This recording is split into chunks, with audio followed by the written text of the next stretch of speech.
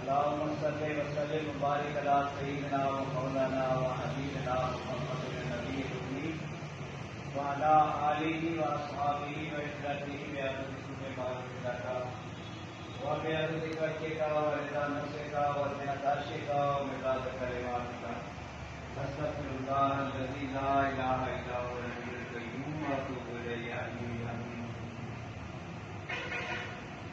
آج 27 اگست ہے۔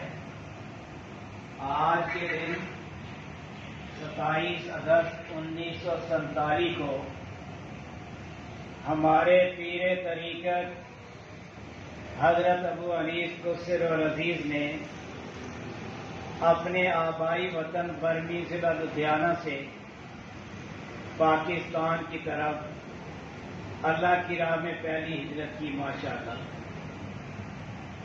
سرزمین پاک اور طالبان طریقت کے لیے خیر و برکت ہی خیر و برکت الحمدللہ۔ آج کے دن کی مناسبت سے سرکار کے مقالات حکمت سماعت فرمائیے۔ ان مقالات حکمت کی ترتیب و ترتیب ہمارے پیر و مرشد حضرت ابو انیس قصر العزیز کی محبوب ترین سیدہ و سائدہ مجد نساء صاحبزادی انیس اختر صاحبہ نے فرمائی، جن کے متعلق سرکار نے فرمایا میری یہ بیٹی اس مقام النجات الصحاب المقبول المصطفین المعصوم دارالاحسان کے جملہ دفاتر کی دل و جان سے خیرخواہ وفادار 100% مطمئن احمدہ اور اس ادارہ کی آبرو ہے ماشاءاللہ۔ اور اس کا یہ مرتبہ قیامت تک کے لیے میری یہ محبوب ترین بیٹی دنیا اسلام کی مایا ناز صاحبزادی ہے۔ اگر کسی نے اس لڑکی کی ذرا بھی بے ادبی کی میری طریقت میں اس کا کوئی مقام نہیں۔ اس کا ادب میرا ادب، اس کی تعظیم میری تعظیم، اس کی تکریم میری تکریم، اس کی توہین میری توہین، اور اس کا گستاخ میرے فیض سے معلوم ہے۔ واللہ باللہ تاللہ، اور یہ ختم الکلام ہے۔ بسم اللہ الرحمن الرحیم۔ یوم ہجرت پاکستان، امن و سلامتی سے زندگی گزارنے والا بندہ کبھی ہجرت نہیں کرتا۔ جو بندہ زندگی سے تنگ آ جاتا ہے ہجرت کرنے پر مجبور ہو جاتا ہے۔ ہجرت میں 5 چیزیں بدل جاتی ہیں: وطن، پڑوس، زبان، کسب، رشتہ دار۔ اللہ تعالیٰ نے ہجرت کرنے والوں کی شان میں یہ فرمایا، اور جو شخص اللہ کی راہ میں اپنا گھر بار چھوڑ جائے وہ زمین میں بہت سی جگہ اور کشائش پائے گا، اور جو شخص اللہ اور اس کے رسول صلی اللہ علیہ وسلم کی طرف ہجرت کر کے گھر سے نکل جائے پھر اسے موت آ جائے تو اس کا ثواب اللہ کے ذمے ہو چکا، اور اللہ بہت بخشنے والا مہربان ہے۔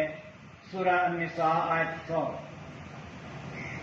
اور جن لوگوں نے ظلم سہنے کے بعد اللہ کے لیے وطن چھوڑا ہم انہیں دنیا میں اچھا ٹھکانہ دیں گے، اور آخرت کا اجر تو بہت بڑا ہے۔ سورہ النحل آیت 41۔ ہجرت کی بے شمار برکات ہوتی ہیں۔ جو اللہ کے لیے اللہ کی راہ میں ہجرت کرنے پہ مجبور ہوتا ہے اللہ اسے بخش دیتے ہیں۔ جو عقدے کبھی حل نہیں ہوتے حل فرما دیتے ہیں۔ ہجرت حضور اقدس صلی اللہ علیہ وسلم کی سنت ہے۔ ہجرت مہاجر کو گناہوں سے پاک کر دیتی ہے۔ ہجرت شہادت کا اولین قدم ہے۔ تم کیا جانتے ہو ہجرت کیا ہوتی ہے؟ ہجرت جان کے سوا ہر شے کی قربانی ہوتی ہے۔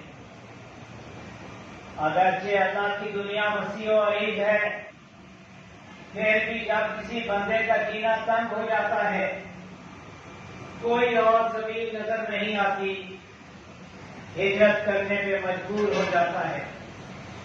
اور یہ بندے بیچارے کی زندگی میں انتہائی پریشانی کا عالم ہوتا ہے۔ جب اسے سکھوں نے ملتے میں لے لیا اور کہا تیرے ابا ساڑھے بھائی تھے، مغلوں کے دور حکومت میں مسلمان ہوئے، اب پھر اپنے پہلے مذہب کی طرف لوٹا، ساڈا بھائی بن کر رہ، یہی اپنے گھر میں رہ۔ یہ مبالغہ نہیں، حقیقت ہے کہ اس وقت وہ موت کی آنکھوں میں آنکھیں ڈال کر مسکرایا اور موت و حیات سے بالکل بے خبر ہو کر بولا، لا الہ الا اللہ محمد رسول اللہ۔ ہم اب کسی بھی طرح اپنے دین سے نہیں پھر سکتے اور کبھی نہیں پھر سکتے۔ جو کچھ بھی اللہ نے ہمارے لیے لکھا ہوا ہے ہم خندہ پیشانی سے تسلیم کریں گے۔ میرے آقا علیہ السلام صلی اللہ علیہ وسلم اس وقت اس امت پہ کڑا وقت طاری تھا۔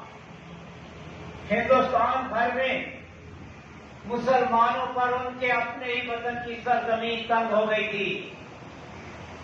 جن گلی کوچوں میں وہ بڑے اور بڑے تھے، قصب غصے کی حالت میں آج وہ ان سے نکلنے میں مجبور تھے۔ لوٹے پھوٹے کافروں کی صورت میں سفر کے دوران بھی موت ہر کہیں ان کا پیچھا کر رہی تھی۔ زندوں کے خون سے ہولی کھیلی جا رہی تھی اور بے گور و کفن لاشیں خاک و خون میں لت پت ادھر ادھر بکھری پڑی تھی۔ بے بسی اور بے کسی کے اس عالم میں کوئی کسی کا پرسان حال نہ تھا۔ چاروں طرف آگ بھڑکی ہوئی تھی جس میں زندہ جانیں صرف مسلمان ہونے کی وجہ سے جلائی جا رہی تھی۔ کسی پہ اپنی پیاری چیز کو قربان کرنا وفا کی حد اور اپنی جان تک قربان کر دینا فدا کی حد ہے۔ آپ کی امت کے ان سب باوفا شہیدوں کو ہم خاک نشینوں کا انتہائی محبت و عقیدت بھرا سلام قبول ہو۔ میرے آقا روح فدا صلی اللہ علیہ وسلم یہ قربانی اسلام کے لیے دی گئی، قبول فرما کر اس کا بول بالا فرمائیں آمین۔ بے شک جانیں قربان کرنے والے اور اسلام کی خاطر اپنے گھر بار چھوڑنے والے یہ اہل اسلام اگر توحید سے منہ موڑ لیتے اور بتوں سے رشتہ جوڑ لیتے اور لا الہ الا اللہ محمد رسول اللہ صلی اللہ علیہ وسلم کی بجائے ان کی زبانوں پر ہری اوم کے کلمات جاری ہو جاتے تو اپنے ہی وطن کی سرزمین ان پہ یوں نہ کی جاتی۔ مبارک ہو ان سب کو جو شوروں سے ٹکرا دے مگر ایمان کی دولت کو ہاتھ سے نہ جانے دیا، جنہوں نے مظلومیت کی موت قبول کر لی لیکن کفر کے ہاتھ میں ہاتھ نہ دیا۔ حق کی خاطر بے گھر ہونے والوں اور رائے حق میں اپنی جانوں کا نذرانہ پیش کرنے والوں کو قرآن کریم کا یہ مجاہدہ مبارک ہو۔ تو جن لوگوں نے ہجرت کی اور اپنے گھروں سے نکالے گئے اور میری راہ میں ستائے گئے اور لڑے اور قتل کیے گئے، میں ضرور ان سے ان کے گناہوں کو دور کروں گا اور انہیں ایسے باغوں میں داخل کروں گا جن کے درختوں کے نیچے نہریں جاری ہیں۔ یہ جزا ہے اللہ کی طرف سے اور اللہ ہی کے پاس اچھا اجر ہے۔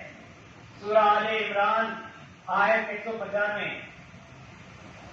ہمارے ساتھ جو کچھ بھی ہوا توحید و رسالت پہ ایمان ہی کی بدولت ہوا، گویا اللہ ہی کے لیے ہوا۔ اللہ نے اپنی کتاب قرآن کریم میں ایمان کی فتح و نصرت کا وعدہ فرمایا ہوا ہے۔ ہجرت کے بعد نصرت اور شکست کے بعد فتح مومن کے ایمان کا وہ جز ہے جسے کوئی کبھی نہیں جھٹلا سکتا۔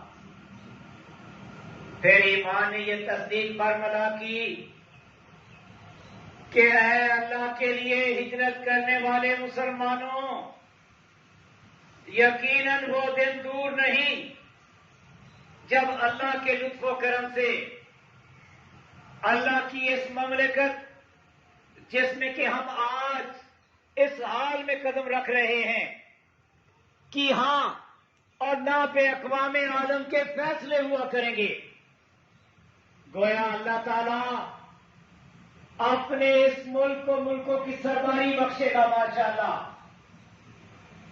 اے ارض و سما کے خالق و مالک، ایمان تیری نصرت اور تاریخ تیری قدرت کی منتظر ہے۔ ہمیں ہماری کھوئی ہوئی تمکنت عنایت فرما، آمین۔ یا اللہ، تو اپنی مجدیت، الوہیت، سمدیت اور ربوبیت کے صدقے اپنی اس مملکت پاکستان کی تقدیر کو بلند فرما، آمین۔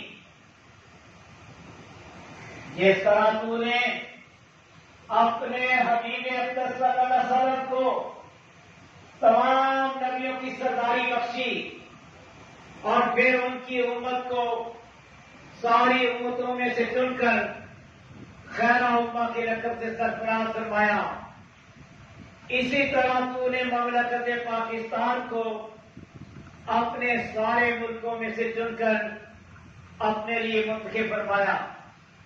یا اللہ، مملکت پاکستان تیرے فضل و کرم کی محتاج اور تیری نصرت و حمایت کی امیدوار ہے۔ تو اپنی رحمت اپنے اس ملک پاکستان اور ہم پورے داروں کے وطن عزیز پہ لگا دے، یا حی یا قیوم، آمین۔ اسلام کی کھوئی ہوئی عظمت اور چھنا ہوا مکان پھر سے عنایت فرما، آمین یا حی یا قیوم۔ یا اللہ، اپنے حبیب اقدس صلی اللہ علیہ وسلم کی ہمیشہ قائم و دائم رہنے والی نبوت و رسالت کے صدقے ہم سے درگزر فرما اور ہمیں ہمارا کھویا ہوا مقام بخش، آمین یا حی یا قیوم۔ الحمدللہ القیوم، واللہ خیر الرازقین، واللہ ذو الفضل العظیم۔